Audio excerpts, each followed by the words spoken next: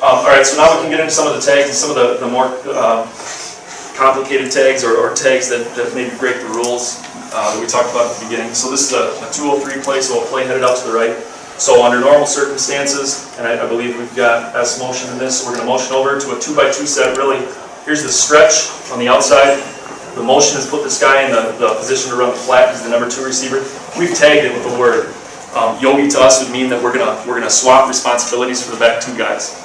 Okay, so under normal circumstances, this kid would run the shadow at 10 to 12 yards, and this kid would run the climb. When we call swap or yogi, whichever word we're using, we're just going to switch the routes. Now this guy back here is going to run the shadow. This guy's going to run the climb, and really out of this stuff it would be a post. Okay, but just a different way to run the play. It's the same exact play for everybody else. Very simple for the up front guys, but a wide variety for the skilled kids. So again, we're looking out to the stretch, sneak and peek. There's our tight end or our fullback, just kind of to land his route out into the flats. Now, as we watch this one develop, we see the climb right here. But again, we're telling him we're not going to throw that route unless we tag it. That's something that we would have seen from upstairs, and we would have communicated that down to the kid to say, hey, next time we come back to this play, if we get this look, we might tag it with a climb. So that's the first place it goes. Okay, but it doesn't matter because of the conflict that these guys have put it on the front side of the play. The shadow comes open as well. So as the play develops, there's the flat. We've got 2 guys on this guy. The shadow opens up behind him. Easy throw for the quarterback and get the athlete in space.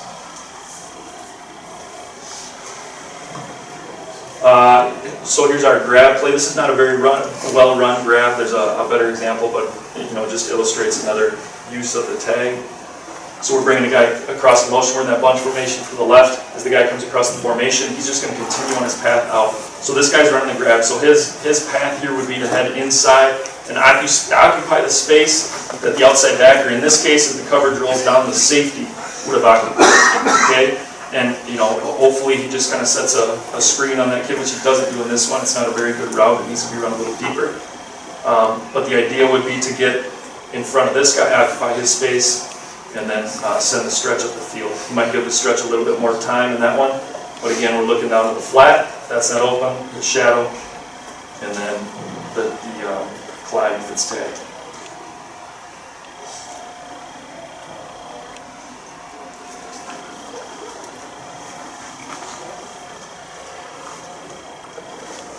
All right, so here's another creative way to add some variety into the things you're doing with very simple things. Nothing throughout this entire deal has changed for the guys up front. It's still 200 protection or 100 protection based on the direction of the play.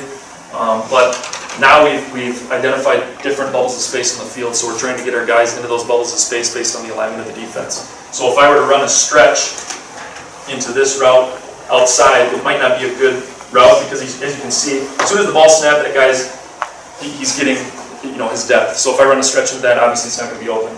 All right. So in this case, we have I wouldn't call it a passing tree. It's just based on the routes that we run the most often, we would give them a number, and then we would be able to dictate the routes of the receiver based on the numbers we assign them. Okay. It's very simple. The kids pick it up pretty quick. So in this case, we've taken our stretch. This is a bench concept, so we've got a stretch. Number 2 would normally run the tag as a bench. Number 3 would run the flat. We've just switched their routes. Okay, so each route would have a number, and we've just said instead of this kid running the stretch, he's going to run the flat. So that's one of the spaces that had existed before, now exists in a different space in the field. Number 2 receiver is going to run the stretch, so he's going to blow the top off this kid. He's going to put pressure on the defensive back over here. Number 3 should run the bench route. Okay, and if he didn't fall down, it was a penalty too, by the way. If he didn't fall down, he would run the bench out into that space. But what you can see what happens. As soon as the number 2 receiver gets in the face of this kid, everybody's getting some depth in this route, and this is a tremendously easy throw for this kid to make. Number 1 receiver just comes off the line, catches the football, turns it up the field, first down play. Route on the backside is still the climb, but he's not looking that direction unless we tag it.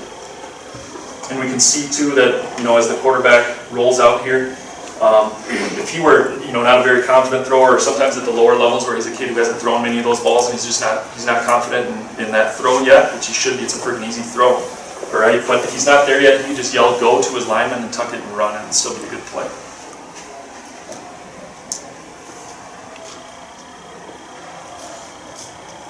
Here's the same play again, and now we can see later in the game, the corner gets a little greedy, so we've run bench one time and he got burned pretty good on it.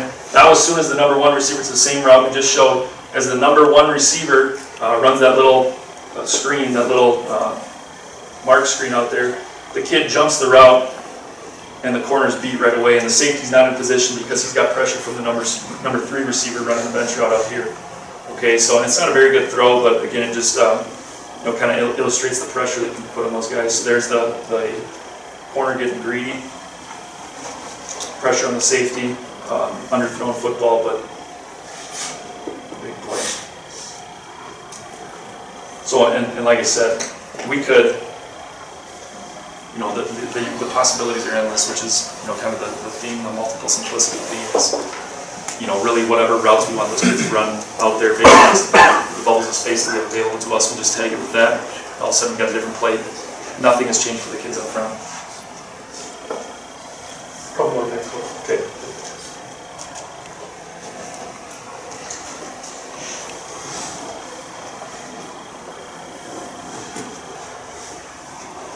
Here's a good example of a grab play. I believe this is the one. Okay, similar play, grab play. Guys heading straight across the field. The number 1 receiver should occupy the space that the outside backer wants occupied.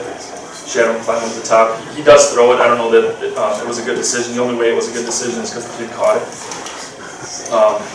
But again, that was a kid that we felt pretty confident in out there. We threw it deep, stretch was there, could have thrown it down to the flat of the shadow. Here's a good example. This is a man beater, 203 grab. Okay, I know, defensive guys, whatever. They bumped into each other. It's not his fault. Okay, not a lot of space on the field. Okay, so he's trying to run his route like a normal wide receiver, the way he's been coached, and that kid got in his way. Okay, now as that kid got in his way, he just happened to bump the space open for the kid to throw the ball. Unbelievable. Yeah, not his fault. That's what I told the officials. It's not his fault. Don't throw the flag.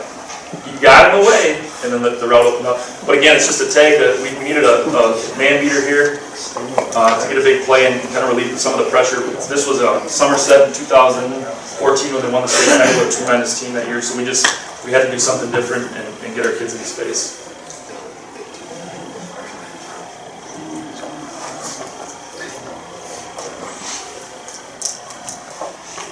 Again, this will be the last one I'll show. It's kind of we've explored enough of this right now to kind of get the main theme of the play, but stretch, flat, shadow, climb. All right, it's disguised by motion, it's disguised by formation. A lot of things appear to be going on, but it's really quite simple play. Here comes the flat out in the field, the shadow opens up behind. The stretch is blowing the top off the thing, and it turns into a decent play. Possibilities are endless. It's a play that, if we were to switch offenses for whatever reason, if we were to, when we get a different group of kids out for football in the future, it's a play that will always exist. The possibilities are endless. It's one of our favorite plays. So, is there anything else we can help you with? Please feel free to reach out. Thank you for having me here.